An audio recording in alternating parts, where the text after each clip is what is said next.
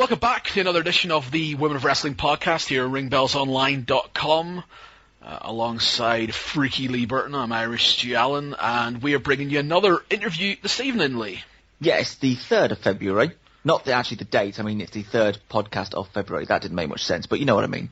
I do know what you mean. And it's someone who's, the winner of the Breakthrough of the Year last year on this very website. Yeah, and also somebody who's generating a lot of buzz over the last few months, and maybe over the last year or so, let's say. Yeah, came into the public consciousness a lot in 2011, and she's getting ready for her biggest match ever coming up at the early part of next month. WSU's iPPV, the 5th anniversary event on the 3rd of March. Enough of all the teasers. Lee, who is it? It's the WSU Spirit Champion, Jessicka Havok. Okay, we are back on the Women of Wrestling podcast now with our guest at this time. She's going to be meeting Mercedes Martinez in a title versus title match at WSU's 5th anniversary iPay-per-view, available on GoFightLive.tv. She is Jessicka Havok. Jessicka, welcome to the show. Thanks for having me. I appreciate it. And I should say as well, in your introduction, you were also our Breakthrough Wrestler of the Year last year. Yes. Which means that last year you went from being a wrestler to being a player on the scene. How does that feel? It honestly feels awesome, and I really appreciate the exposure, I guess is the right word. And it's nice to know that people like me or hate me, appreciate my work, and to actually be acknowledged for once. And I guess I have WSU to thank for that too. It's just nice to know that my work is being noticed and appreciated for once. Well, I've been doing this 8 years, and finally within the last year and a half or two, I'm getting somewhere. Well, we've definitely noticed you. I think Stu and I, sort of off-air and on the website, and also I think in other commentaries and stuff that we've done, have referred to yourself as a quote-unquote magnificent beast. Yeah. Now, first off, we just wanted to get your opinions on this description of you. Is it accurate, or are you going to kill us? No, I think it's a compliment, actually. That's a pretty cool description there. Well, the thing is, though, and this is something that people who follow you on Twitter and Facebook will know, you've been going on quite a fitness campaign of late. You've been losing a lot of weight. You've been getting yourself in tip-top shape. Can we still call you a magnificent beast? Because you're like about half the woman you used to be. You can still, because I think a lot of the reason you might call me that is because of how I take care of business in the ring. For the past month and a half or so, I have been, working hard to get in better shape because I want to show everybody how serious I take this match that's coming up on March 3rd. And I've dropped about 38 pounds, and, I've been working hard with cardio and things like that. But trust me, I still have my size about me. I've not gotten any shorter, and I'm actually getting stronger than ever. So I think you guys could still call me that. That's fair enough. And, again, if anyone's interested on checking this out, they can go and check out your Twitter. You've tweeted some pictures of yourself, and you are looking pretty spectacular. Thank you. I appreciate it. Working hard. What was it that inspired this? I mean, to do this new regime, this new weight loss thing. Was there some particular moment where you thought, okay, I've got to do this, and what was that? Well, as far as that goes, to be honest, too, I am very knowledgeable about, how to take care of yourself and things like that. I just for myself more than anything, I just wanted to get in better shape. But it also helps in the ring too, because a lot of people, and I don't care what anybody says about me. I don't think that I was ever, too heavy or whatever. And anybody who knows me knows that I'm not out there to try to be the sexiest, girl or the skinniest or anything like that. I never have been, and I'm not going to be. But there's a point where you just have to kind of the willpower and discipline yourself to get in better shape and just be able to control yourself just as far as like diet and exercise and things like that. And I know, like, I have gained a little bit of weight, but I knew I just wanted to get myself more healthy, and I knew it would help me in the ring anyhow. It's just something that I've been meaning to do, and I just finally decided there's no excuse, just do it now, just do this. And it's actually been pretty awesome. You know, I've probably in the past month and a half, I've just cut out, you know, all the junk. I don't eat fast food anymore. You know, and my biggest downfall was those Starbucks drinks that look like ice cream sundaes, but it's supposed to be coffee, but it looks like ice cream. And, you know, just cutting out things like that and sugars and stuff like that and just eating healthier. You know, that's just something that I wanted to do, you know, just for me anyhow. And I think I just got to a point where I was just like, you know, should probably start taking a little better care of yourself. Because I used to be, when I first started wrestling, it's just so weird to look back at older pictures of when I first started to now. Because like I said, I never thought that I was like, you know, sloppy or, you know, I knew I was out of shape, but I never got, you know, to the point where I was just like, ew, you know what I mean? But when I first started wrestling and looking at pictures of that, it's like I was really thin, but I had it was weird. Like I feel like I have more of a body now, and I think it's because I didn't lift weights or work out or anything like that when I first started wrestling. I was just, you know, just thin. But now, you know, I have more of a body to me because, you know, I normally do lift a lot and stuff like that, and I'm doing cardio and things like that. But it's just something that I just wanted to get back in shape. And, you know, with me working so hard too, maybe, you know, come March 3rd, you know, I just want to show everybody that I take this serious, and I want to be in the best shape that I possibly can, for Mercedes too. So. What does your day at the gym consist of then now? Well, I do cardio about 30 to 45 minutes normally, and just cardio is the most important thing for me right now. And then just because, you know, you could have the best abs in the world, like everybody has abs, but until you lose all that fat on top of it, nobody's going to see that. So as far as, you know, lifting and things like that, I do a lot of machines and stuff. I have to say that my favorite body part to work out as far as lifting is actually my legs, because I can do a lot of weight. So, but it's mostly cardio, and then if I have time in the mornings, I'll do some lifting and things like that. But I like to do the machines because I seem to get just toned quicker that way, and I mean it's a lot quicker to go through because I have a full-time job too. So, of course, I'd like to spend 3 hours at the gym to get everything done that I want, but unfortunately, I don't always have that time. So. How close are you now to your target as far as either weight or body shape or anything like that? Are you close to complete? I am, because like I said, I've lost about 35 to 38 pounds within the past month and a half.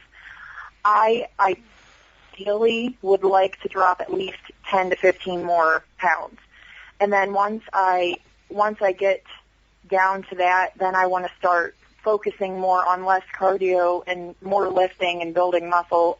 Because as far as my muscles and stuff goes, I really do have a lot of muscle, but until I lose all the weight that I need to, that's not going to be my focus. But once I lose that, I just want at least 10 more pounds, and then I'll see how I feel from there. And then I would start, you know, just working on building muscle rather than burning fat. So it's Magnificent Beast 2.0 then? Yes, exactly. I like the sound of that. I do too. You know, it's funny. It's funny you should mention looking at old pictures of yourself, because Lee and I were doing that actually earlier on as a bit of prep when we were doing some looking for you online, and we saw some old pictures of you from back from, I guess, near when you started, and a bunch of different pictures of you through your career, and you've gone through a bunch of different looks. Are you somebody that gets? Yeah. Are you somebody that gets bored of your look easily and you just want to move to do something else, or has it always been a case where you're evolving into something you're eventually going to be? I wouldn't say that I necessarily get bored. When I first started wrestling, my trainer, he helped me come up with my first quote unquote gimmick. And so the older pictures you ever see when I first wrestle, I wore black pants and a black corset over a black dress shirt with either a red tie or a white tie or, whatever. We took a character from Hellboy and kind of made it like I was the German giant, Jessicka Havok, and I was from Munich, Germany. Although I cannot speak German, so do not ask me to. It was just a gimmick that he threw on me just to kind of get, just for something for me to do so I can work on some character. Basically, all I did was the first year I wrestled guys anyhow, but I just was basically just a monster heel girl, and once in a while I'd get to wrestle girls, but for the most part in my first year of training or, wrestling and things like that, I either wrestled guys or I would accompany a wrestler to the ring, and I was his bodyguard. And of course, I didn't get to pick what I wanted to do. I was very naive to how all that stuff worked. So he kind of wanted to look for what would get over, what would get me some heat as a heel and things like that. And it really did work. Even when I wrestled men, fans were booing me because I was a heel. Even though I was a woman wrestling a man, they popped huge when they got a comeback on me or something. So I was obviously doing something right, and I would have to say that I'm a better heel than I am a face. I can, and I was a face before and all that, and, I can get over either way, but I kind of feel like me and Allysin Kay always joke about this. The reason we're such good heels is because we're assholes in real life and we talk shit all the time in real life. So it's a lot more convincing. So, I don't know, like my first gimmick with that, that whole German gimmick, I did get kind of bored with that, and the very first chance that I got to just kind of evolve into my own, I took that. And then, as I've gotten older and stuff, like my mentality about how I look and stuff has changed. And I don't know what you could really call my style as far as like my ring gear and stuff. I do everybody who knows who I am knows that I'm a huge zombie / Resident Evil fan. I've been playing Resident Evil since I was in 5th grade. So it's that's where the Umbrella Corporation gear comes from. But the big thing that I'm into now as far as my look are those, like the body suits and stuff, they're just, everything's covered, and I just try to, I want to stand out, so I do things that other girls don't do.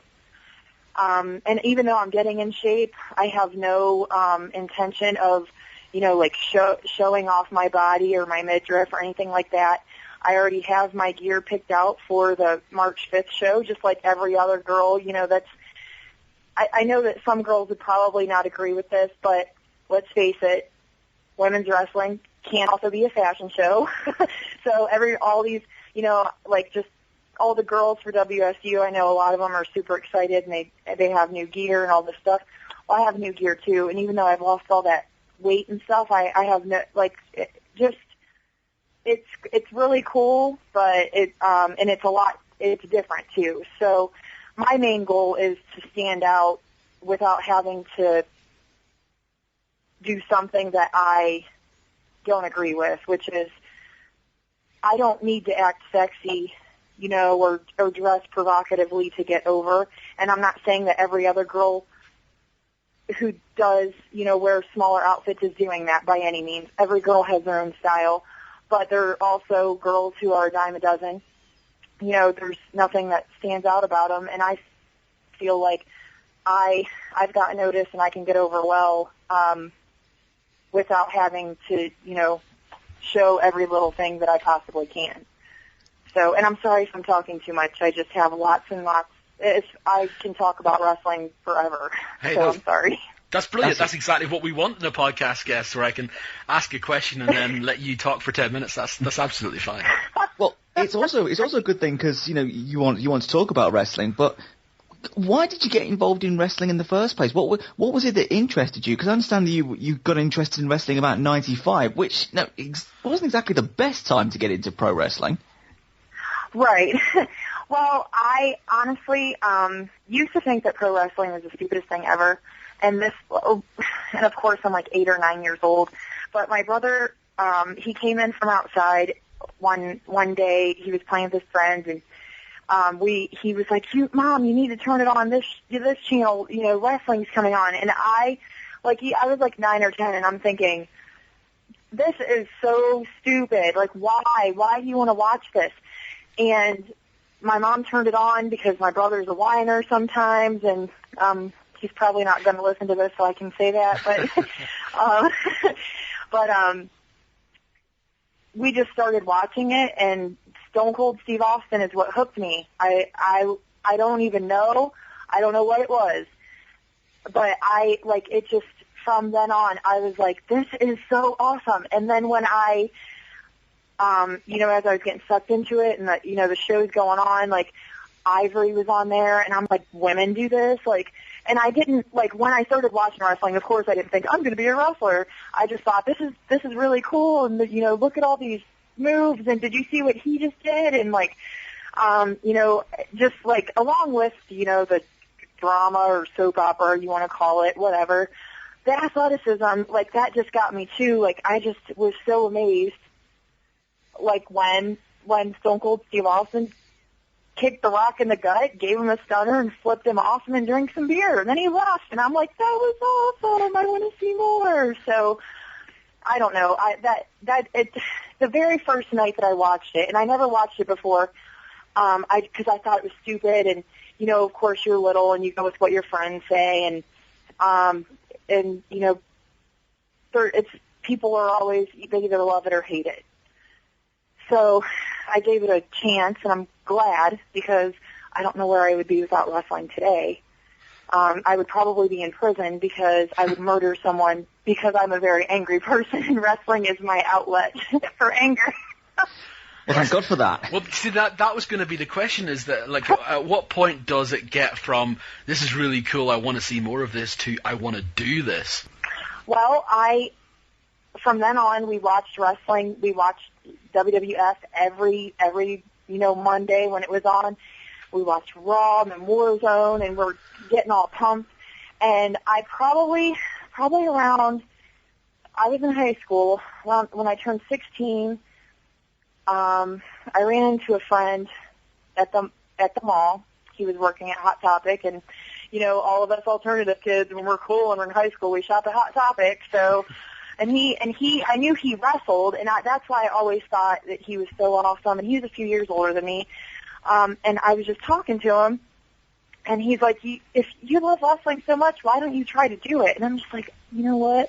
That's a good idea. And, he just kind of gave me the information about the school, and it was in Massillon, which was 15 minutes from the town that I lived in Ohio, and it was called the Stomping Grounds.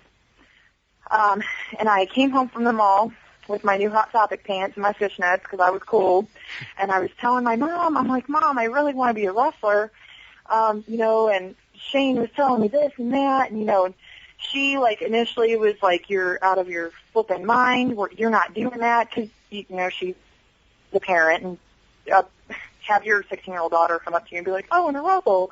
After she got over the initial shock and cleaned the shit out of her pants, she helped me find that wrestling school, and I started training a few weeks after that, and the actual promotion that I started training with, I actually followed them all over Ohio, and I went to all their indie wrestling shows, so I was familiar with the people who helped train me, and it was awesome. And that's kind of how my friend just talked to me and he said, you should try and do it if you know, and I did, and I ended up, you know, I was initially disappointed when I first started training because I thought, I'll go through a few months of training and I'll be wrestling Ivory at the Madison Square Garden. And it's like, oh, it's not, you don't do that? Okay. So it was kind of disappointing. But if you really love it, in my opinion, with anything, if you really love it and you stick with it, then it'll go somewhere. And I mean, obviously I stuck with it, and I was the only girl that trained where I was training.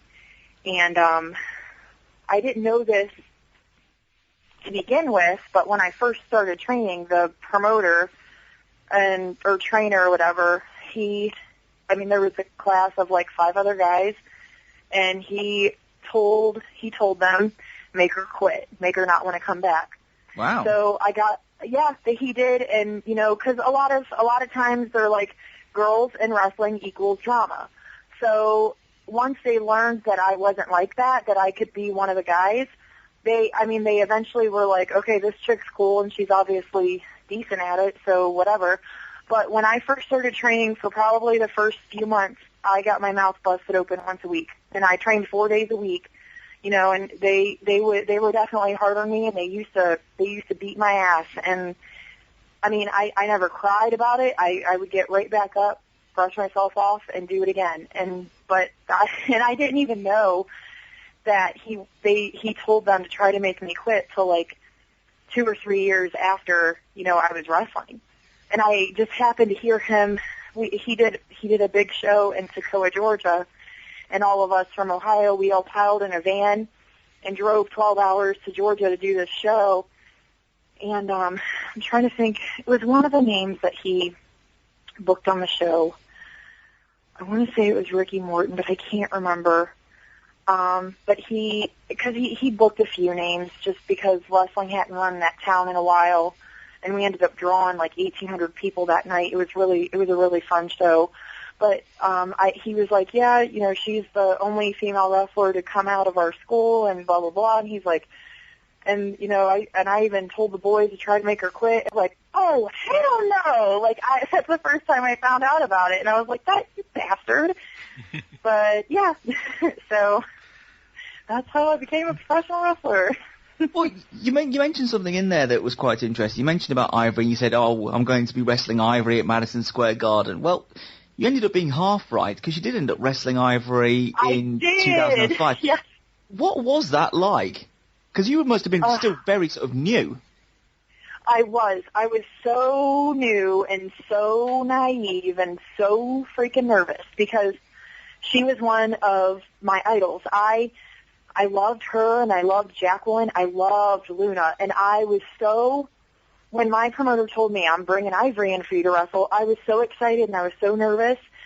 But just once she started talking to me, like, I just felt the nervousness just go away. It was such a nice, she was very, just how she talked to me, I could tell that she was really into my career and that she really respected me.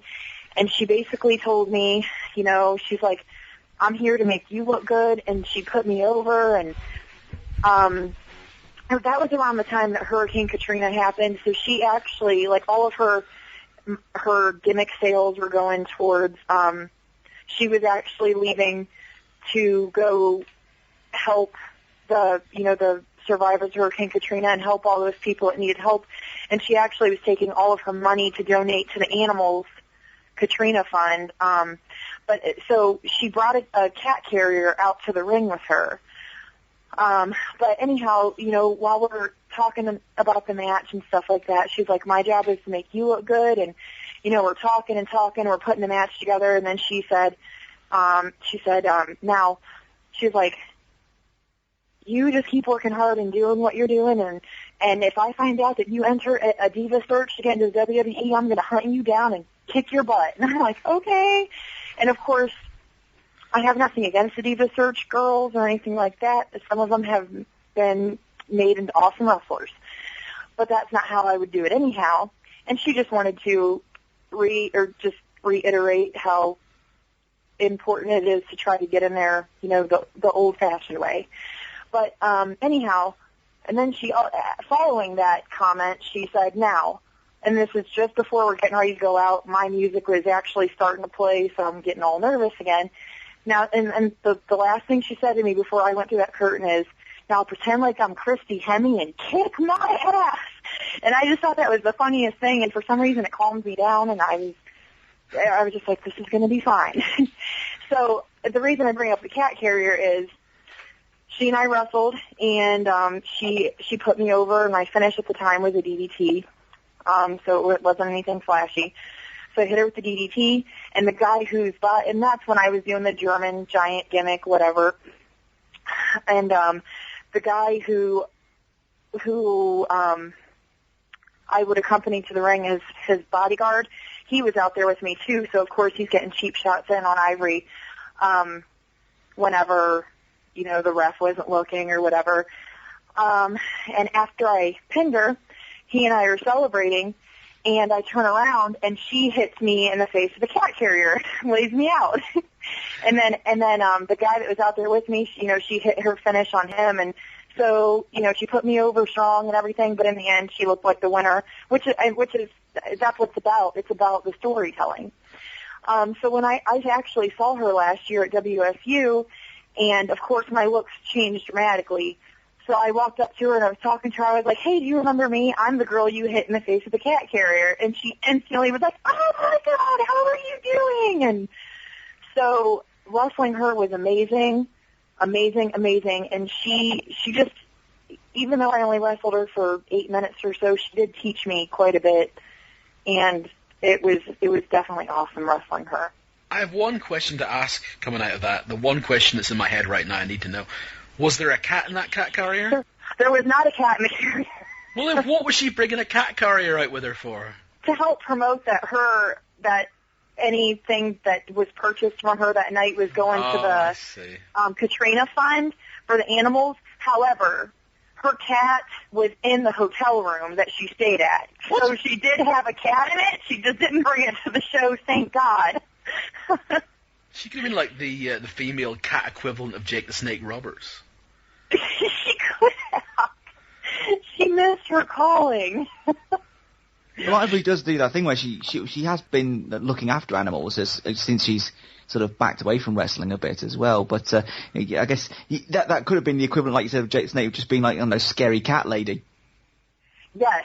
And everybody knows a scary cat lady. Yeah, I know. That's true. I guarantee you right now that Ivory could come back out of retirement as crazy cat lady, and she would get over. Hell yeah, she would. That would be awesome. There you go. She's still, I don't know if you've seen her lately, but she's still as beautiful as ever. Like, she looks the same to me as she did back when I first wrestled her. It's crazy. With all due respect, I thought she was hot then, and I think she's hot now. Yeah, same here. Yeah. So, yeah. Ivory, if you're listening to this, we love you. Yes. So that was an interesting story, and thanks for sharing that about Ivory, because that was you say one of your heroes, and it all worked out really well.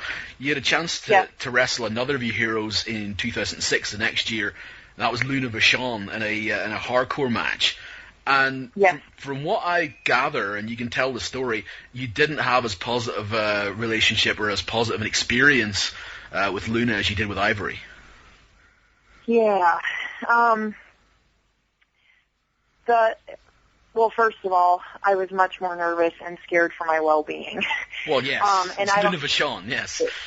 Yes, and, it was weird because when she first got there, she was just more worried about getting her pay from the promoter than talking to me. And I was, again, I'm new, and I'm oh, what do I do? So I'm trying to talk to her and stuff, and I just kind of felt like I was bothering her.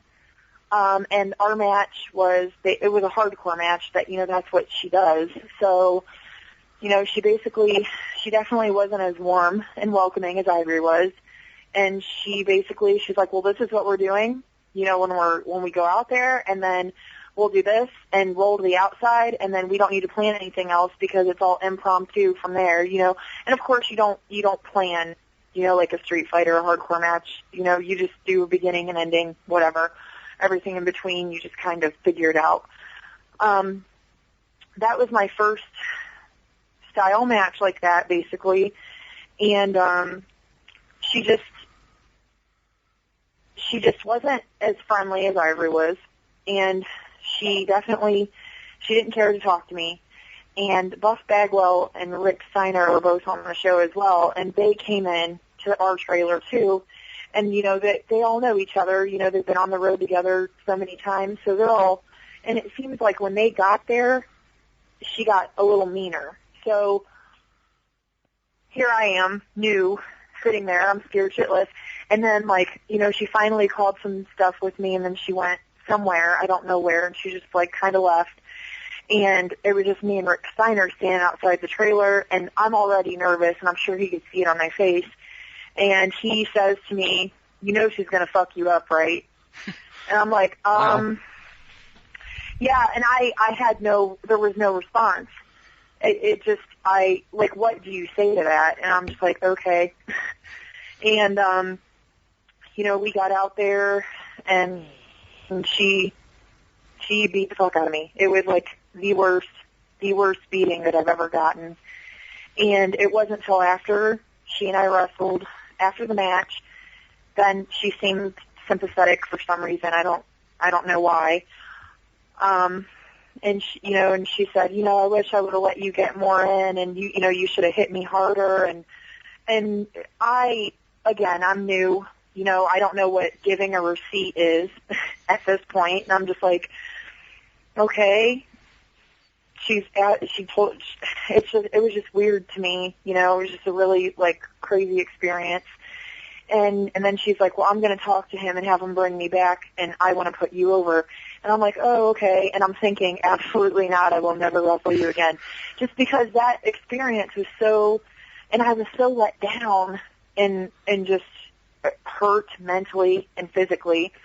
And I'm not going to lie, like, we had a shower in the trailer and stuff, and I had nacho cheese, like, she tried to break a beer bottle over my head. She hit me. I had, like, 6 goose eggs all over my head. And it was my head was so sore to the touch for at least a week afterwards.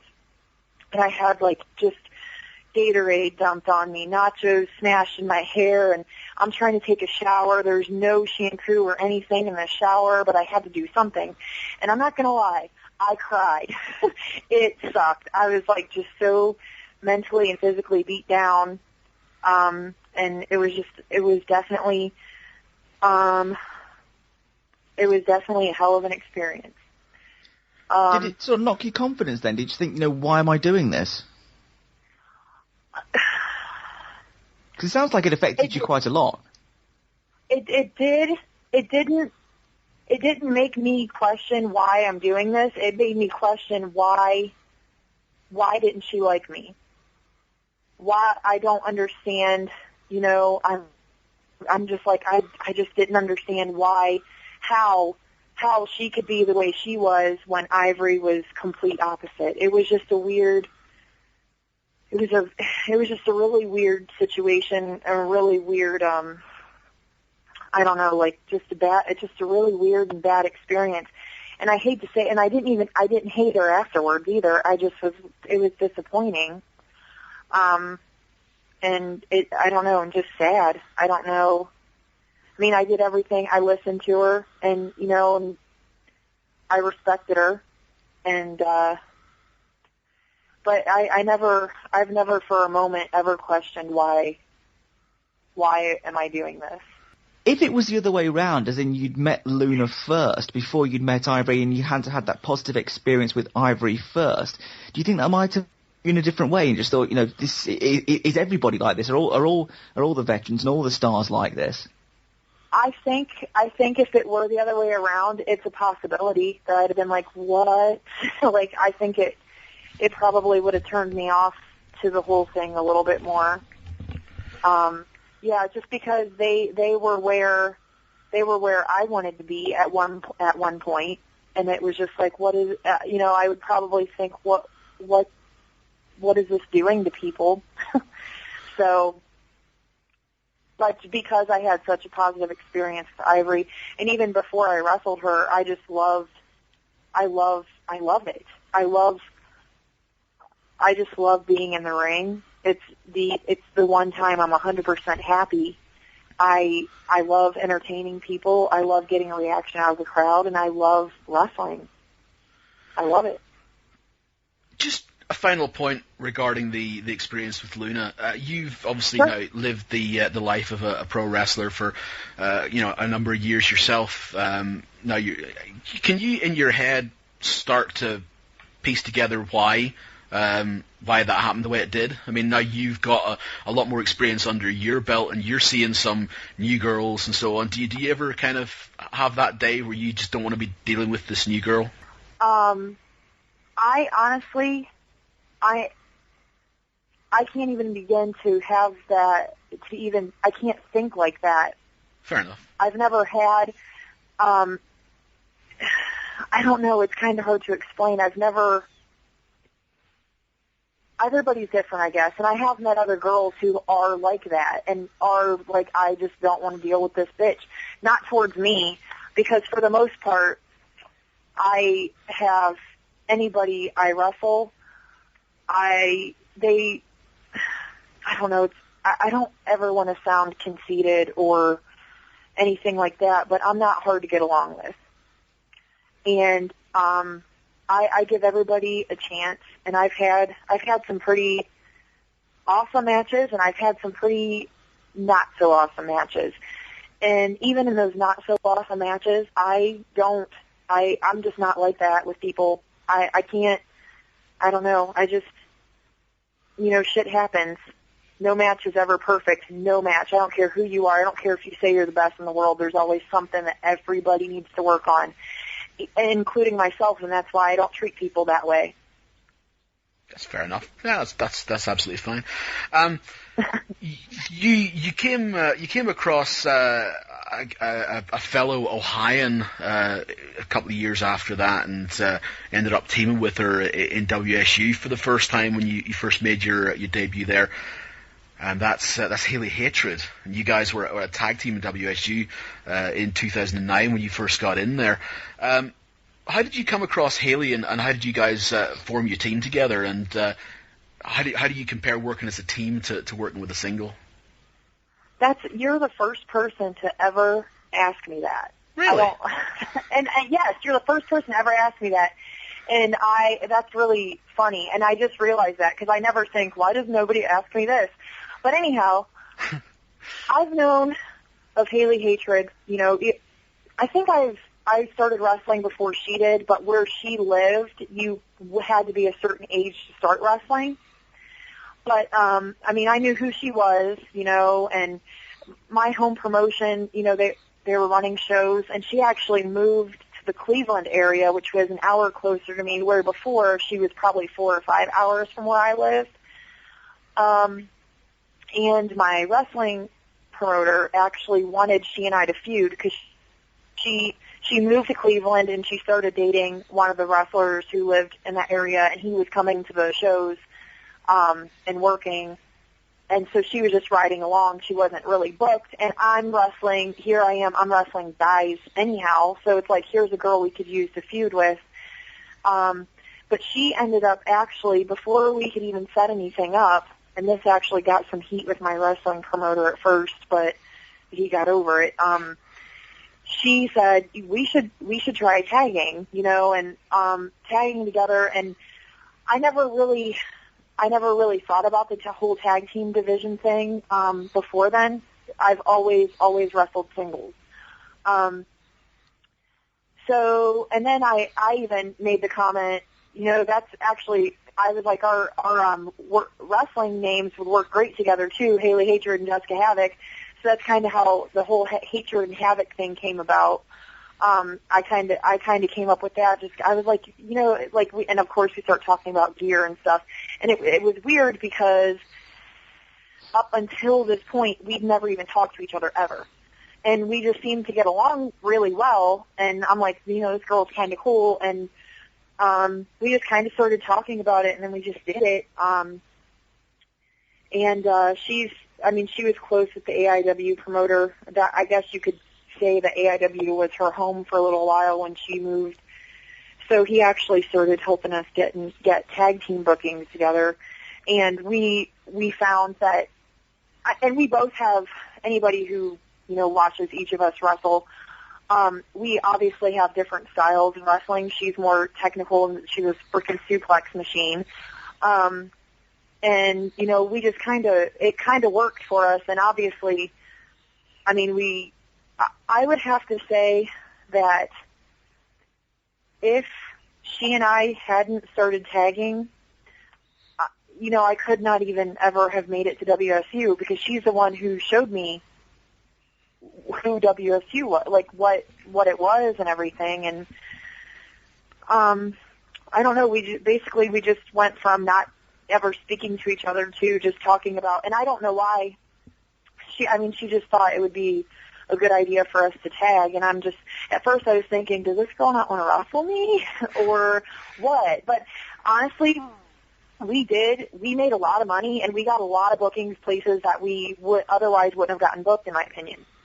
So it definitely, I don't regret tagging with her, but I did learn too that I do not like tagging because I like to be in there all the time. So I feel like I'm a stronger singles competitor than I am being in a tag team. Why do you think that is? Is there any particular reason why? Do you sort of like need to? Do you kind of want to be in control at all times? You don't want to be on the apron? Yes, that's exactly it. Okay. Anytime I'm in, you nailed it. Like anytime I'm like in a tag match, I just can't stand standing there watching. I just want to be like, this is how you do it. But I'm not taking away anything from anybody who I've ever tagged with. It's just I like to be in there as much as I possibly can. So I think it is like kind of like a control thing. You guys teamed up for what I guess a good portion of 2009. It wasn't a particularly long time as a tag team, but you guys did enjoy a run as the WSU tag team champions as well. What brought that whole partnership to an end? Was it Hailey moving away? Well, there's actually a lot that tied in with that situation. She basically wanted to do after we won the tag titles, she wanted to do some other things with her own career, which kind of jeopardized us, you know, holding those tag titles. She obviously had other goals, which is fine. Opinion she's the one that initially approached me about tagging. So it's like, what are your priorities here? And I can't be mad at her about that. There was a situation, it's a personal situation that happened. We actually, on our way to a WSU show, we got into a bad car accident on the way there, probably about an hour from where the show was. So we were we were in Pennsylvania when it happened, and her car was totaled, and just her head hit the windshield. Obviously, we were fine, but you know, she's bleeding, and my brother was actually with us too. He was sitting in the back seat, and if you would have seen the condition the car that we were in was in after we got into this accident, you honestly, I'm not even exaggerating, you would have wondered how any of us lived. Like, it was just a crazy, out of nowhere, just crazy car accident, and we were along a 4-lane highway. We were in the furthest lane from the right, so it was like a fast whatever. We still went and wrestled that night. Wow. Yes, we still went and wrestled that night. And after that, you know, I don't know, I'm not really going to get too much into it, but this is just some things happened, and it kind of ended mine and her friendship too, because after that happened and everything, and we actually, I believe a month after that, we actually lost our tag titles to Angel Orsini and Mercedes Martinez. So pretty much after that, anyhow, she moved to Mexico and didn't talk to me for the longest time. I tried to contact her a few times because of some things that were going on, and she just never responded. And then, like, a few months later, I saw she was living in Tokyo, Japan.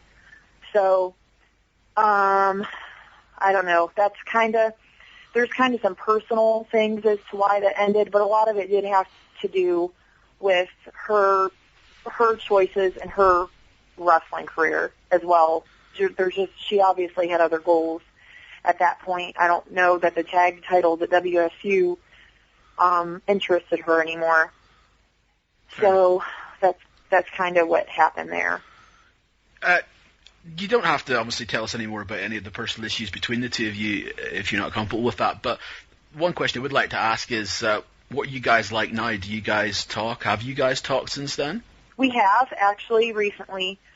I actually emailed her just because there were some things that I needed to get off my chest and some things that she needed to know. And she responded, and we're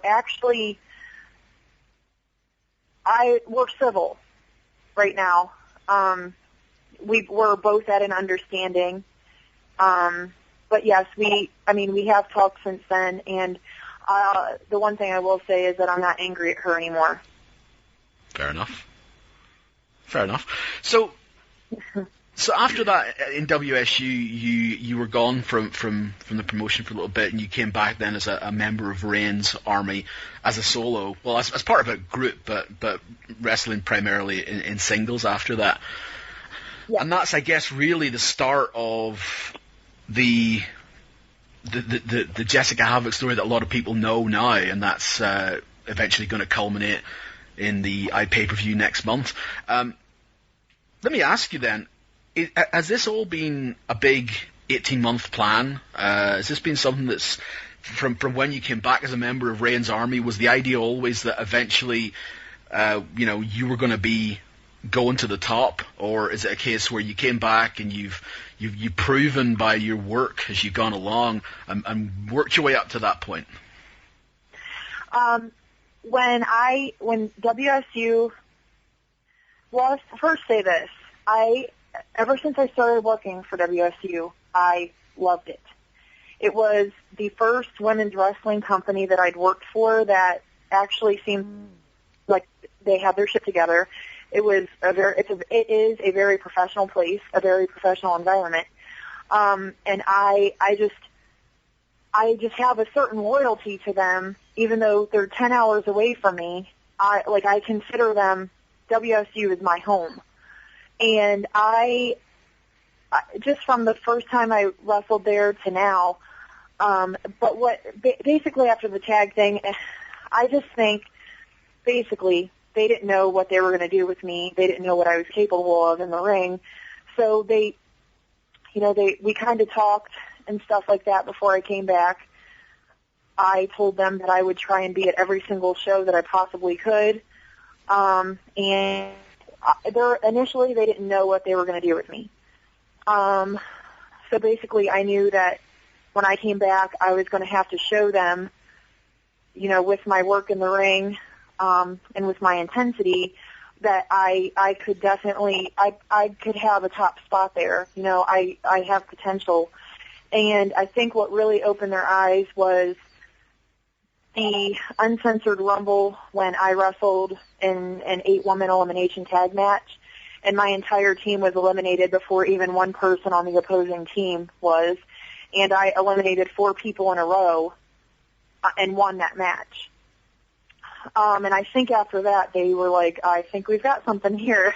So they've given me awesome matches and just lots of opportunities to prove that I can be there up with the best. And I think I've done a pretty good job, and I think that I deserve the shot on March 3rd for sure. It's funny then if you say that at the start they didn't really know what to do with you, because it's worked out really well as far as how this match is building up, because as far as your singles run in WSU, you're undefeated. Yes, I am. And this isn't undefeated in just like the last year or anything like that. We've got to go all the way back to like July 2010 was one of your earliest singles matches in WSU, and you won that, and you haven't lost since in a singles match. I mean, that's a very impressive run. I mean, we talk about Mercedes being a champ for nearly 3 years, but I don't think you should overlook being undefeated for 18 or more months like yourself as well. I think that's something which almost gets lost in the shuffle because of a 3-year title reign, which in itself is very impressive. Yes, thank you.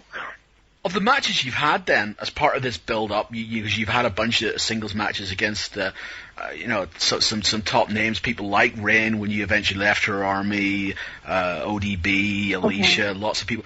Is there one that you can sort of point to and say, this is the one where this is the closest I've got so far to what I want to be? This is Jessicka Havok, if someone needs to see and understand who I am. Well, I would have to say that one of my favorite singles matches that I've had since I started working singles there is versus Nikki Rocks. And I don't know if you guys have ever seen that.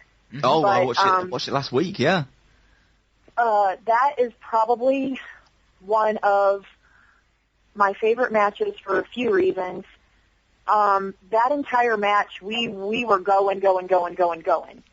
And it's something that I think that opened a lot of fans' eyes, because I've seen on Twitter, and Twitter's a big like social network now. I don't even know who uses Facebook anymore, but I've seen a lot of times, WSU will do those questions of the days on Twitter, or like people will talk about their favorite matches with me, and a lot of people say the match with me and Nikki Rocks.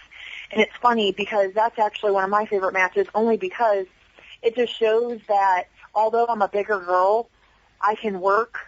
I don't know. It's kind of hard to explain. I think, and that was one of the matches that showed that I can wrestle with the best of them. We wrestled for over 20 minutes, and it was nonstop. While we were in the ring, we went outside the ring, back in the ring. It was definitely, that has to be my favorite match, and I think that is one of the matches that helped put me on the map. That being said, my feud with Alicia is probably one of the craziest feuds that I've had. She fucking hurts, goddamn. But but in my defense, I think I put just as much.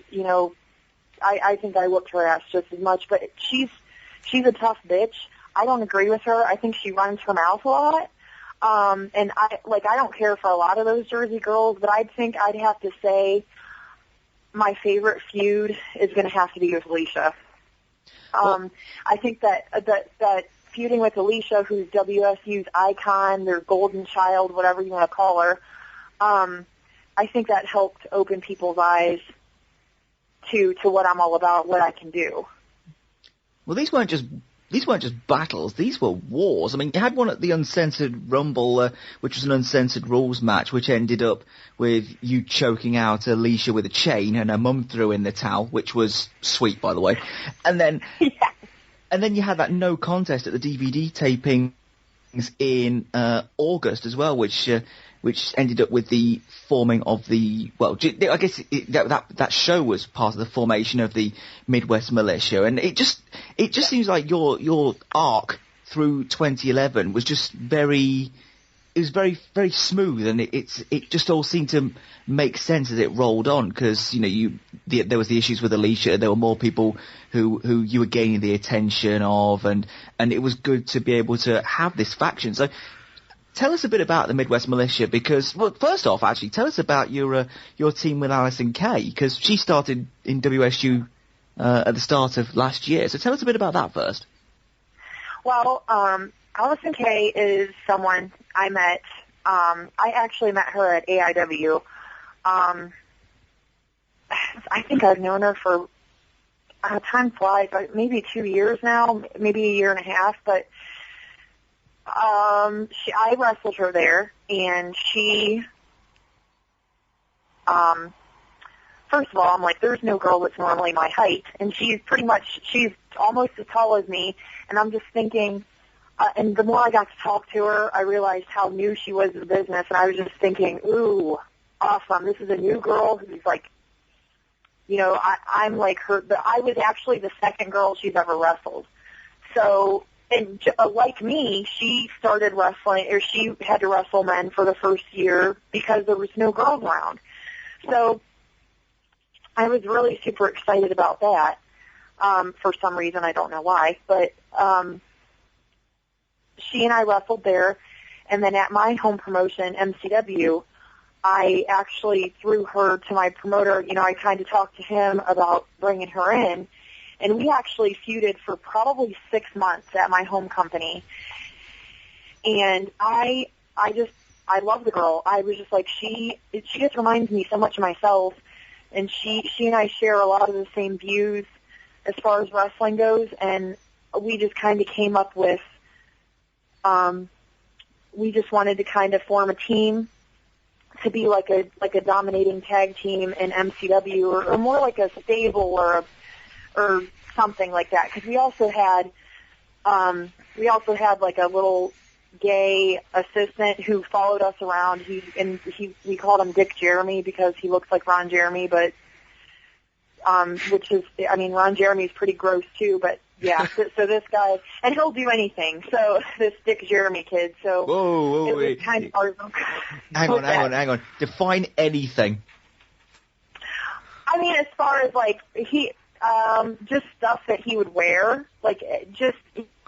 You know what? I should send you guys a picture of him because he's disgusting looking. He's like a heavier set guy, but he would wear like bras and like just make an ass of himself. As far as anything, I don't know what you guys are talking about. I don't know anything about that, but I mean anything to make himself look like an ass for us. I guess I should say. Okay. Ooh. Yeah, but concerned for a moment there.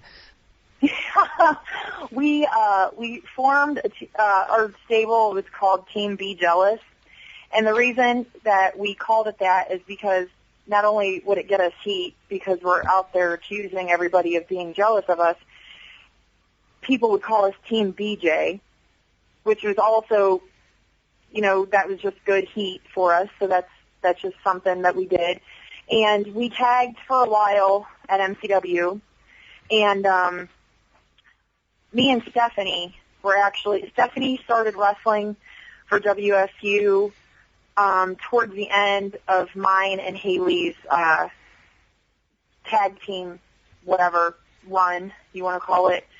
And so she and I were already going there, and whenever I'm trying to think of how exactly it happened. I think the promoter at WSU was just searching for some new talent. Oh, I know what it was. So a few of his girls were going to Japan, so he was going to need some new people to put on the roster. And I actually was like, why haven't I thought of getting her in WSU to begin with? So I threw in Allysin Kay's name, and that's kind of how that came about. So eventually you guys all came together then into the Midwest Militia. It only made sense for us to form as a group at WSU because we all come from the same area, and we spend countless hours on weekends going to and from. So, and a lot of people knew that we were friends anyhow, so it makes sense. It makes sense to form a team out of us. We know Stephie. We're friends with Stephie, and I think the idea of traveling around for a weekend with you and Stephie must be full of stories. You got to have a road trip story. I'm trying to think of a good one. Feel free to throw her under the bus. Oh, well, Stephanie is the worst driver ever. I'll just say that. And okay. she knows that I feel this way. We spend more time driving on the rumble strips of the highway than the actual lane. So, and she also likes to listen to music, and which is fine, but it's not fine when you're driving and you're busting out in song and dance at the same time. Like, she's crazy. Now, again, given that we know Stephie, I fully expect that this is Hanson she's listening to. Actually, surprisingly, not too much Hanson. I'm trying to think of what is Lucky Boy's Confusion is what she's always playing the one song and dance number that I remember so vividly, because we almost died a couple times and her hands were flying in my face while I'm in the passenger seat, was the Grease soundtrack. More specifically, Grease Lightning. I was like, oh my God, Stephanie, stop it. Can we somehow get this recorded on video somewhere? I know Steffi's always got a video camera. Can we please have Stepping Out with Stephanie, the Grease edition with you guys? I hope she doesn't listen to this, only because I'm going to sneak a video of her dancing, and I will send that shit to you. Oh, yes. Yes. Is there any way we can, not get her to listen? Can you, block her from listening to this? Listen, so anybody who's listening to this right now, anybody who's listening, do not tell Steffi about this, and we will put the video up somewhere. It's up to every single one of you to keep this secret until it happens. Yes! Oh, yes. This is an awesome plan. And to anyone who tells her, I have a machete, and I will use it. Obviously. You do and you have. Yes. Interesting. Okay. Yeah. Let me ask you then, just before we get on to the final push towards this, the iPay-per-view, and we'll talk a little bit about war games as well. Let's just talk a little bit briefly just about some of the other places that you've worked.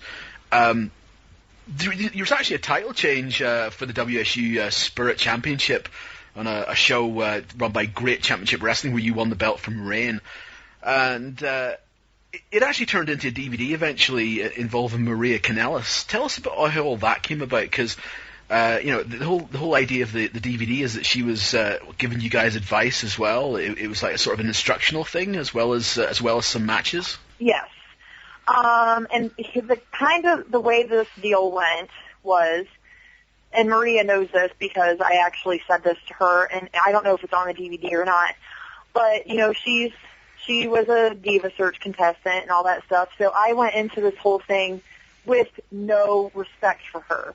Just because I was just like, God, why am I listening to this girl? She,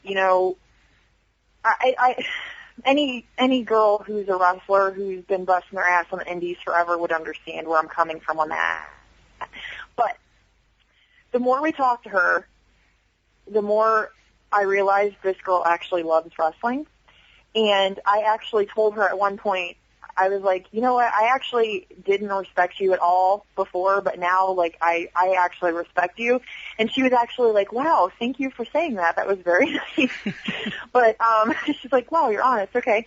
But what was supposed to happen, and we kind of ran out of time, was we were to do, a Q&A with her at first, and then we were going to work out with her a little bit in the ring. Well, we ran out of time before, just because I just wanted to see what kind of shit I can ask her and what kind of stupid answers she could say to me. But I'm just and I'm very curious. At one point, WWE was my goal. I just asked a lot of questions, basically. So we kind of ran out of time, but what they ended up doing was each of the matches that the girls had on that card, she pretty much watched the whole show. And after the show, we all kind of sat down, and she was just kind of giving her input and things like that and advice. And so that's kind of how that came about. We were just kind of asked to do that since she was going to be there at the show. And so it was basically like a Maria Kanellis seminar. But her being there and me meeting her and us talking, I remember after I wrestled twice that night. I had a tag match. It was me and Allysin Kay versus Alicia and Brittany Savage. And then later it was me and Rain for the Spirit title. After she watched my matches, she was getting ready to do something. She was going out with somebody to the ring. And just in passing, I was walking past her after she watched my match, and she ran up to me, and she's like, oh my God, you're so awesome. And she gave me a hug, and she said that I did great, and she can't wait to, work with me one day. And me befriending her, or vice versa, whatever, actually opened up a door for me to another company too. And she's actually, since then, she's been putting me over huge, and I didn't know, I honestly hadn't thought anything of it, but that was September 25th is when I won the Spirit title.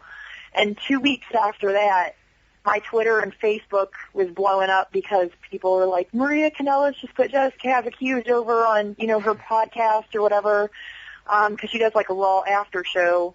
And the question was, who's your favorite indie wrestler right now that and there's 3 of them and they were each answering. And she said Jessicka Havok is actually, she's my favorite. I was just on a show with her a few weeks ago, and she was awesome, and I really hope to work with her. And I thought that was really, really, really fucking cool. So that kind of made me feel good. And since then, she actually she brought me into Crossfire Entertainment, which is in Tennessee. They run in Memphis, Tennessee, and now she's booking that bit, isn't she? She's booking the women's part of those shows, isn't she? Yeah. She's the one. She's bringing the women's division to them. So, me and Allysin Kay actually, we had it was like a friendly competition match, together there. But we are the start of the women's division, and actually March 17th, I'm going to be back at Crossfire wrestling Angel Dust. So it's going to be a lot of fun. The great thing I've noticed about Maria is that, people sort of dismiss her because, like you said, she's you did as well, just because she went into wrestling because of the Diva Surge, but she knows wrestling and she's got her head screwed on. If you watch that AfterBuzz show that she does, she understands the concept of wrestling and how to make it work and how to make it appeal to an audience. And I think she gets it, even though she never really wrestled that much. She really does get it. Mhm. It's just fantastic. And I kind of felt like an asshole after, talking to her and kind of meeting her, and I'm just like, well, I guess that's what I get for, judging somebody. But, I won't do it again. I'm just glad that I just kind of took my head out of my ass for that, just to get to know her. It's awesome. It's like one of the best, and I don't mean to sound weird saying this, but it's one of the best, business things I've done too, just because not only is she a good friend, but she's opening up doors for me, opportunities to get more work. You mentioned that at one point your goal was to wrestle in WWE, and obviously that's what got you into it. Obviously you're making your name in the independent circuit very successfully. Is it something that you still sort of think, I wouldn't mind trying out for WWE and seeing how it works, or is that something that's on your radar? Well, anybody who says that they would turn down a WWE contract is a liar, in my opinion. Absolutely. But kind of where I stand with that right now is I just don't agree with what they do with the women's division there. It's sad to me that they get literally less than 2-minute matches, and some of the things that they do to those girls on television is just so petty and so wrong to me.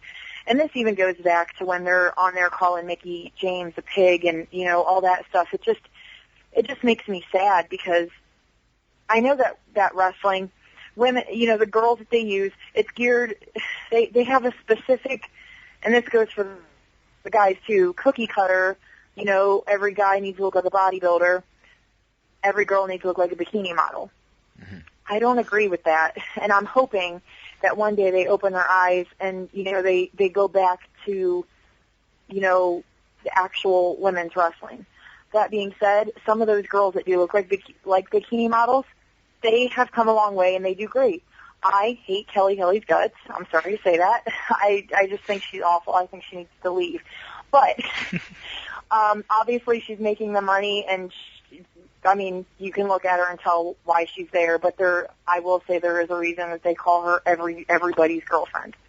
Anyway, the reason that WWE, I'm kind of turned off from WWE right now, though, the main reason is because those girls don't get any TV time hardly, and it just makes me sad because they have the potential to have just as good sometimes better matches than some of those guys on there. Kind of where I stand in general with women's wrestling is I want to go where women's wrestling matters. And in my opinion, right now, that's WSU. I feel like WSU, they make stars. And they are given a chance to shine there. You're not going to find any 2-minute matches on a WSU card.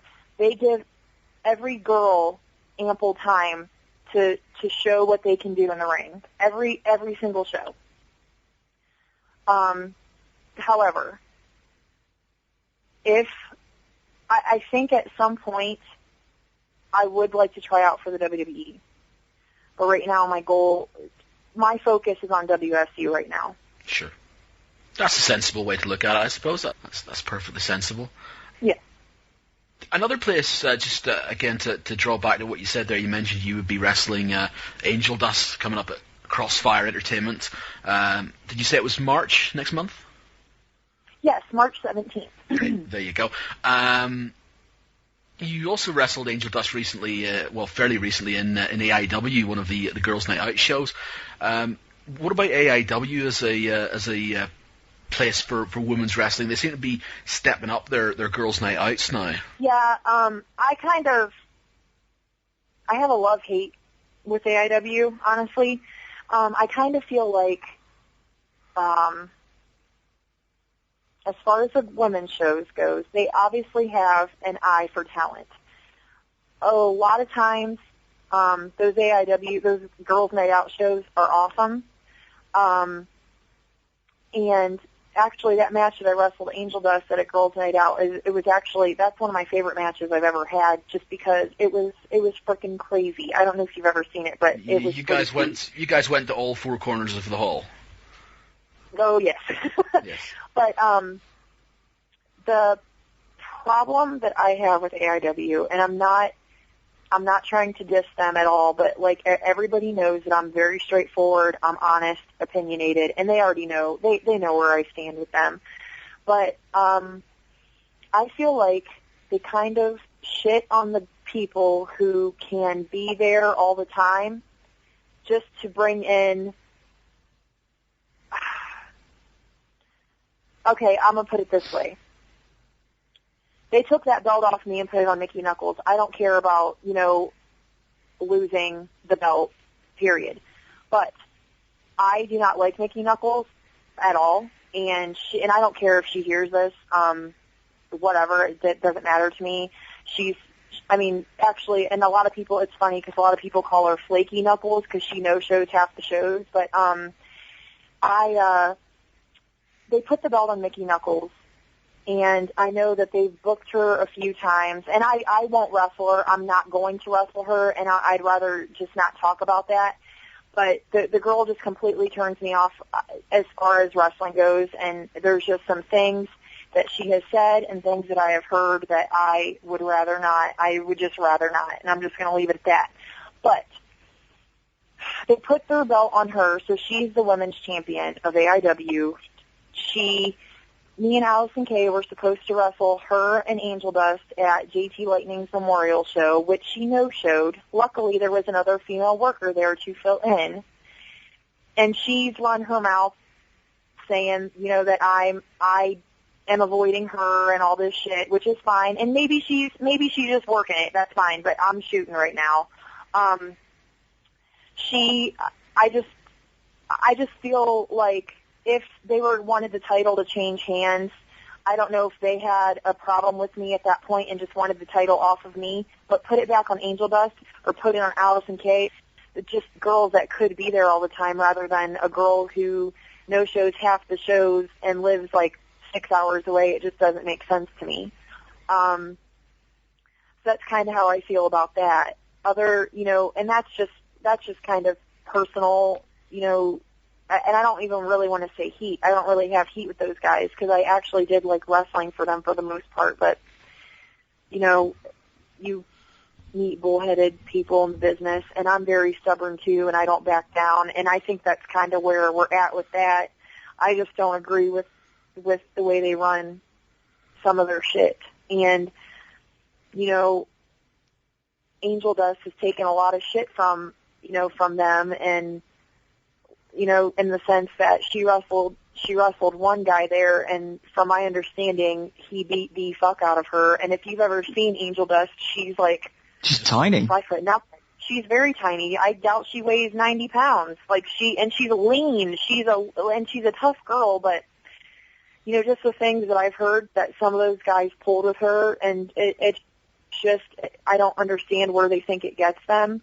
But the one guy in particular, if I ever see him again, I'm punching him straight in his fucking face. But anyway, I'm not really going to get too much into that, but that's kind of how I feel about AIW and kind of where I stand with some of their decisions. And they could give a shit less, you know, what I think. You know, promoter is going to do what they want to do. But, you know, I just kind of feel like they should have a little more respect. So basically, you started off the answer by saying that you had a love-hate relationship with the AIW, so just at the minute it's on the hate side, yeah? Yeah. But I can't completely hate them, because if it weren't for them, I wouldn't have met Allysin Kay, and she's my best friend. Oh, there you go. So, well, yeah. There's a promotion which you have had a sort of better relationship with. It's still new, but it is gaining a lot of buzz. Arena Chicks, you've been doing quite a bit with Amber O'Neill's promotion since it kicked off. Yeah, I was on one show with them, and I've done some conventions with them. But I think that actually Stephanie's done a lot more with them than I have. I know Amber O'Neill, she runs that company. And I'm trying to think the last time. I've actually had to cancel a few of her shows, and I do kind of feel bad, but I've had some personal things around the time that she booked me. She did like a big gathering show at the the ICP gathering, whatever.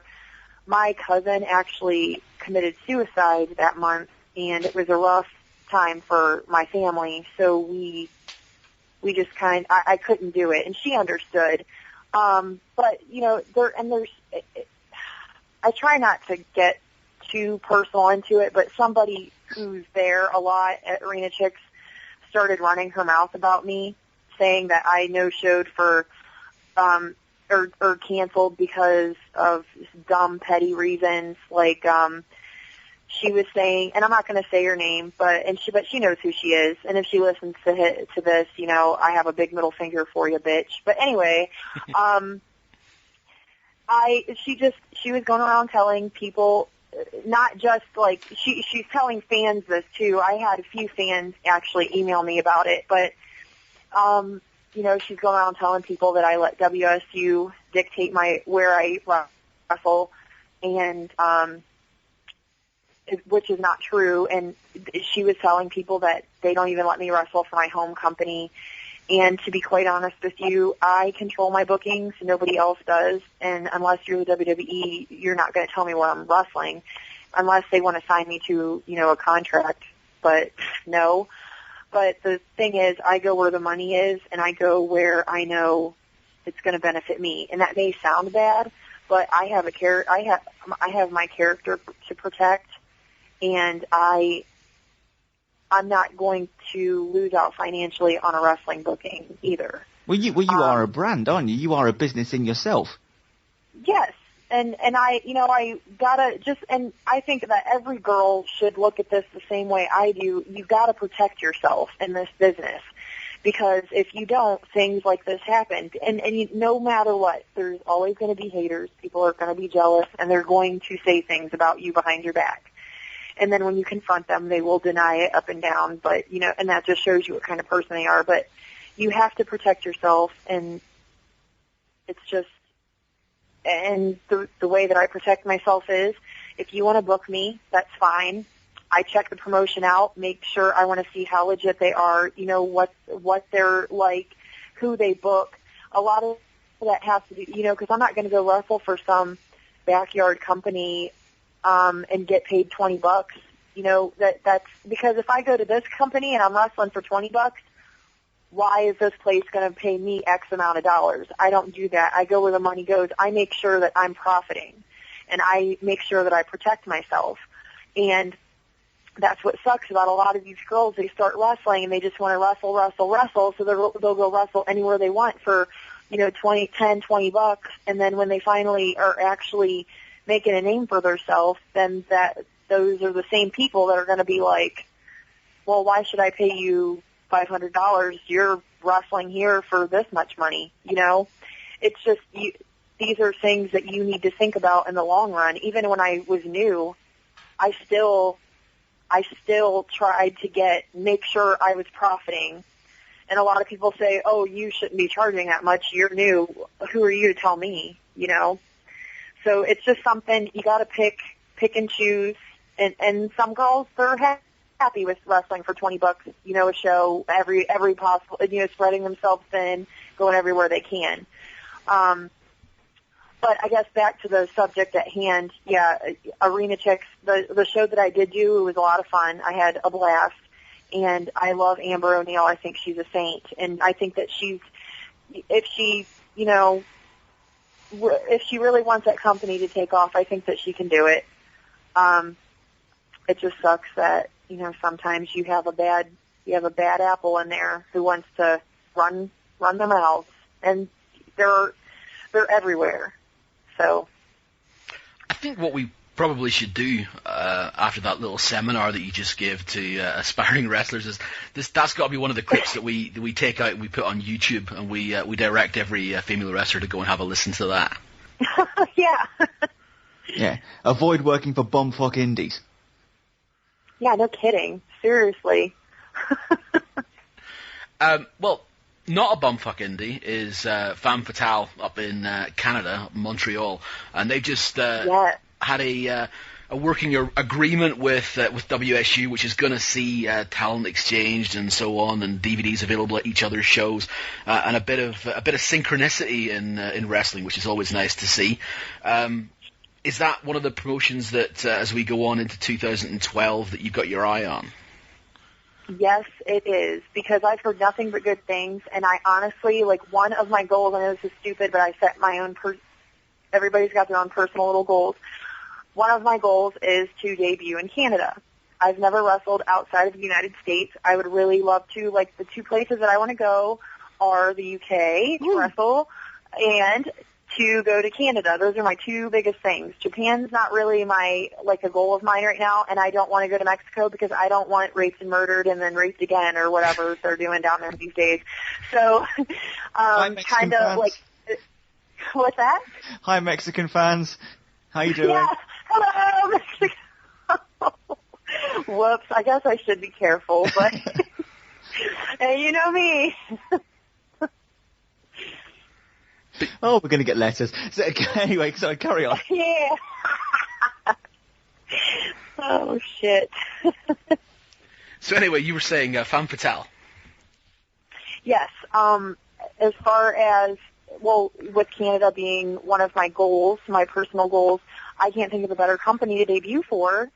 So I am definitely working forward to the working relationship of Femmes Fatales and WSU. Excellent.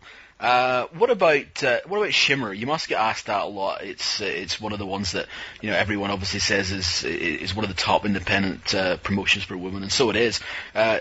What's the chances of seeing Jessicka Havok debut for Shimmer soon?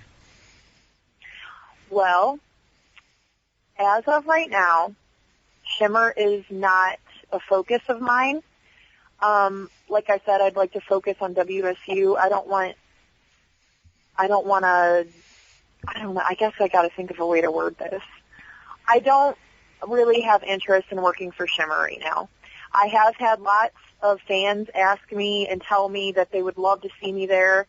I've never wrestled Sarah Del Rey ever, and a lot of people think that it's crazy, and I think it's crazy. I don't know how I've not wrestled her yet, but that's a lot of people, really a lot of fans. I get a lot of emails and tweets about, I really want to see you versus Sarah Del Rey at Shimmer, and and people, it's just because they want to see me wrestle certain people. And I'm sure, too, they just want to see me at Shimmer. And I think that's cool. But I also, like I said, I have a focus, and I tell this to everybody, my focus is WSU right now. And I don't know, I don't foresee Shimmer anytime in the near future, but maybe someday. But yeah, and another thing too is, I would like for them to pursue me. If that guy wants me to wrestle for him, he needs to come to me. I don't go around begging for bookings on the internet. You know what I mean?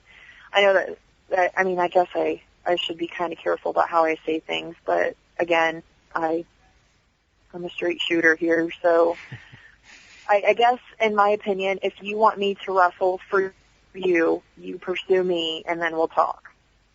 But Shimmer is a possibility, but I don't think it's something that I'm going to pursue anytime in the near future. That's fair and enough. That is by my choice. That's fair enough. Before we get back to talking about WSU to finish up and to do the final push, I just have one question. And you said earlier on that no one had ever asked you about your tag team with Hailey. I've got another question that maybe no one's asked you, but I read it earlier on today, and I thought I must ask you this. On your fan Facebook, under interests, you have the following 3 interests. Number 1, breaking faces. Yes. Number 2, kicking teeth in. Uh-huh. And number 3, cooking. Yes. Cooking. What's your speciality? I actually have lots of specialties. I can make a mean steak. Mm-hmm. Keep talking. But I just love cooking in general. I'm really good at cooking steak and chicken, but I can also make a pretty good lasagna too. And I know this is probably so dorky of me to even say, but when I'm not playing video games, I'm actually normally watching the Food Network, at least until American Dad and Family Guy come on. And I've always liked cooking. I don't know why. But I don't know. I think it's fun. Isn't that dorky? No. Cooking is fun. Cooking is fun. It is. It's nice to be able to see like you have a table full of ingredients and actually manage to turn it into a meal. That's good. That's art. Yeah. And it's art because I can't do it. Oh, you can't? No. Well, that's the woman's job, though, right? No, not at all. No, you're good. You answered correct. I'm like, choose your words wisely. God, I want to learn how to bake. That's the thing. Yeah, see, baking is something that I have not dabbled in too much, but I actually did bake a giant peanut butter heart-shaped cookie on Valentine's Day, and it came out really well. Wow. But yeah. I'm not sure how to transition. We've done this podcast for quite a while now, but I'm not sure I know how to transition from a heart-shaped cookie into war games. So I'm not even going to try. But this was next to my list of things to talk about. So yeah, I apologize for the slightly weird segue.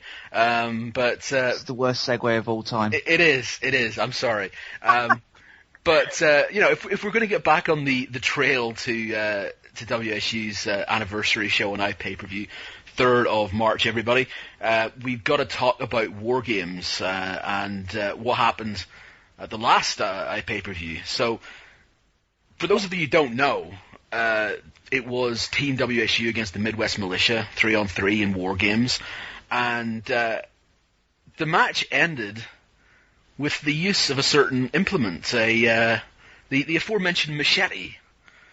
Yes. I'll be honest with you, I took at least a week to try and process that in my head. I'm still not sure I have. But just, explain to people who haven't seen this War Games exactly what happens. Well, after a pretty brutal cage match, the only way, basically the goal of the match was to get the other team to quit. Clearly, Midwest Militia wasn't quitting. That's just not, that's not what we do. And we said weeks before that pay-per-view that we were going to make a statement that night. And I have said too, I'm going to do whatever it takes to make Mercedes quit. I will do whatever it takes to take that title away from her. I want to be the one to take it from her. You know, she's had that long reign with that title. That's great, but it's mine. Now, as far as War Games goes, after, 30 plus minutes of, or however long we went, of complete torture, we decided to take some handcuffs, and we handcuffed Amy Lee's ridiculous ass to the cage. And then we handcuffed Brittany Savage and Alicia to the cage. Now, in the meantime, me and Mercedes took a pretty nasty bump off the top rope. It was a Russian leg sweep. And Mercedes ended up getting injured, and she had a really bad stinger and couldn't move, which was perfectly fine because it, to me anyway, I know that sounds shitty, but I don't care at this point. Allysin Kay brought a machete out to the ring, and at that point, I knew that she was not going to quit unless I threatened her life, which is exactly what I did. I grabbed the microphone, and I basically told Mercedes that I am a woman of my word, and I said that if no one quit, someone was going to die. And while I was telling her this, I held the machete to her throat. She spit in my face and said she'd rather die than quit to a piece of trailer trash like myself. For the record, I do not live in a trailer. I never have lived in a trailer, so thank you very much. Secondly, after that, after she spit in my face and all that, I got pissed. I picked her up. I hit her with my finisher. And basically she was not moving after that anyhow. And I stood over her with the machete, and I had every intention of stabbing her with it.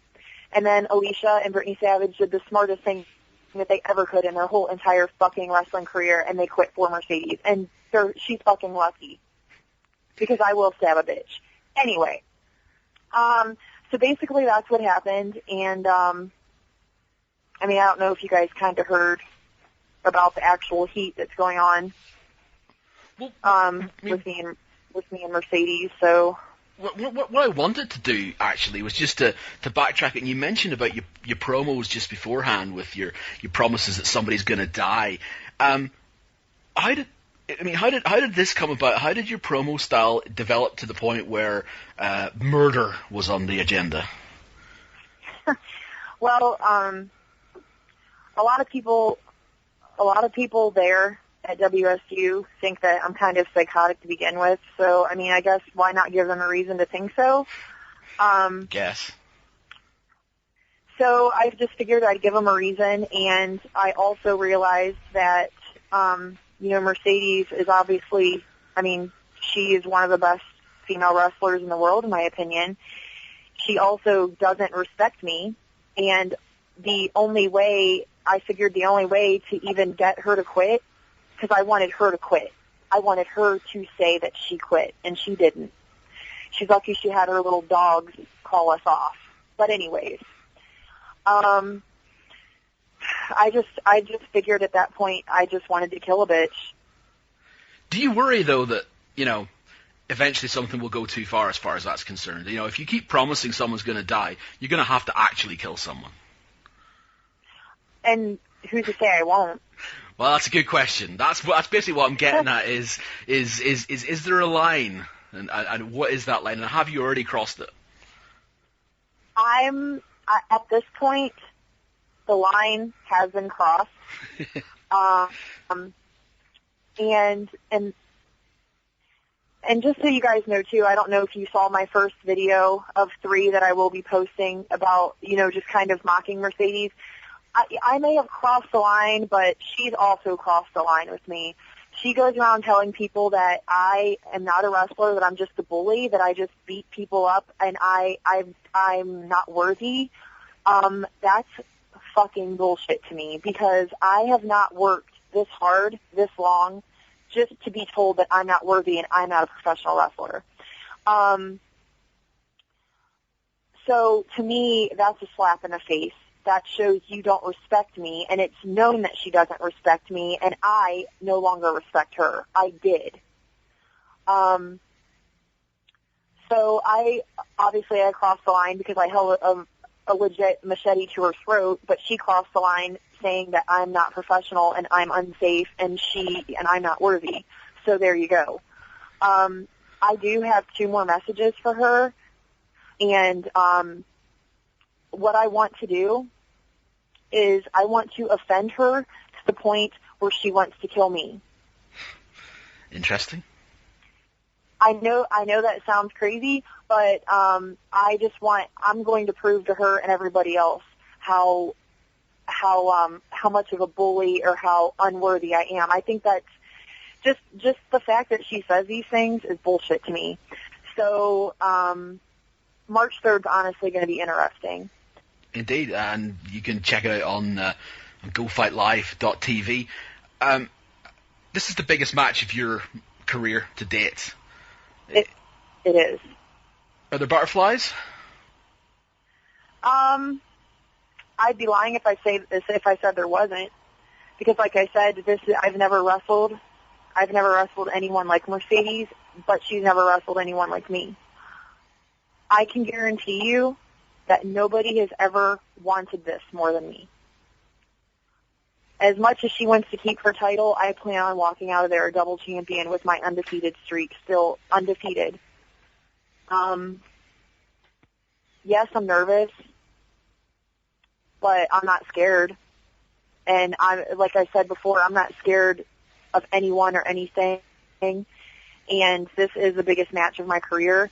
Bigger than Ivory, bigger than Luna, bigger than anyone I've ever wrestled. Because of how high the stakes are, the promoter at WSU, he's pretty nervous about this match because of the heat that's built up between me and Mercedes. So assuming all goes to plan, and let's suggest that you do in fact walk out of the Sportatorium in New York with the championship, what happens then? What happens with the reign of Havoc? What's going to happen? What's left for you to do? That's really the question I'm asking. What's left for me to do is to take out the rest of the trash that's there and start a new era. And I've been saying this for over a year now. Things are going to change at WSU. I promised you that the Midwest Militia is going to take all of that gold, and there's not going to be room for anybody there. And I welcome any bitch that wants to step in the ring with me after that, because assuming I win that title, and I plan on winning that title, shit's going to get real. And there's a few girls that I have not wrestled there yet. There's quite a few, and I want to. I want them all to come, because I want to prove to all of them, and I want to show everybody that I can beat any bitch there. Again, if you want to check this out, GoFightLive.tv, March 3rd is your hookup.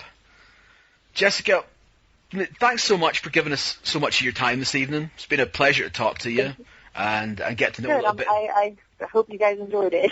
Oh, you've been very, very frank and open with your thoughts and opinions, and we thank you for that. I say it's been nice. It's been nice to get to know a little bit about the person behind the character, and we'll wish you all the best for March 3rd, and hopefully, if all goes to plan, and 2012 is the year of the Havoc, we'll have you back on at some point in the near future. You can tell us about what it's like at the top. Right. That sounds like a great plan. Right. Maybe you'll upgrade from Breakout Star of the Year to the next level up, the Wrestler of the Year, and you maybe go from the framed picture to the glass. So yes, I would like the glass. Well, we'll see what we can do. Okay. We may upgrade again. I'm sorry? We may upgrade again. We may go from the glass and may go to I don't know, a platinum thing, or just deliver you a car or something. Oh, okay. Right. Well, we didn't say it was going to be a good car. It may not even have an engine in it, but we'll see. Okay, well that works. We're getting somewhere. I'm gonna call a halt to this interview before you start writing more checks that we can't cash, Lee. But